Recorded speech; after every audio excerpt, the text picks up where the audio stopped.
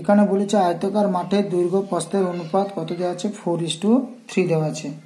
মাঠটির চারদিকে একবার হেঁটে এলে 336 মিটার পথ অতিক্রম করা যায়, মাঠের ক্ষেত্রফল কত? তাহলে আমরা কি করব না, আয়তাকার মাঠের দৈর্ঘ্য কত, 4x মিটার, প্রস্থ কত, 3x মিটার। এই যে চারদিক কথার অর্থ কি, পরিসীমা। চারদিক কথার অর্থ কি, পরিসীমা। তাহলে আয়তাকার মাঠের পরিসীমা 2 গুণিতক দৈর্ঘ্য যুক্ত প্রস্থ সমান পরিসীমা যেহেতু দেওয়া আছে 336, তাহলে x সমান কত বেরোলো আমার, 24 মিটার। তাহলে আয়তাকার মাঠের দৈর্ঘ্য 4 গুণিতক 24, তখন প্রস্থ কত হবে, 3 গুণিতক 24। তাহলে আমরা জানি কি আয়তাকার মাঠের ক্ষেত্রফল কি, দৈর্ঘ্য গুণিতক প্রস্থ, দৈর্ঘ্য গুণিতক প্রস্থ, দৈর্ঘ্য গুণিতক প্রস্থ। তাহলে কত হলো, 72 মিটার বা 6912 বর্গ মিটার। তারপরে কি বলছে, প্রতি বর্গ মিটারে 3.50 টাকা হিসেবে সমর্থে এত টাকা খরচ হয়, 1400 টাকা প্রতি মিটারে এত টাকা হিসেবে কত খরচ হবে এবং বেড়া দিতে কত খরচ।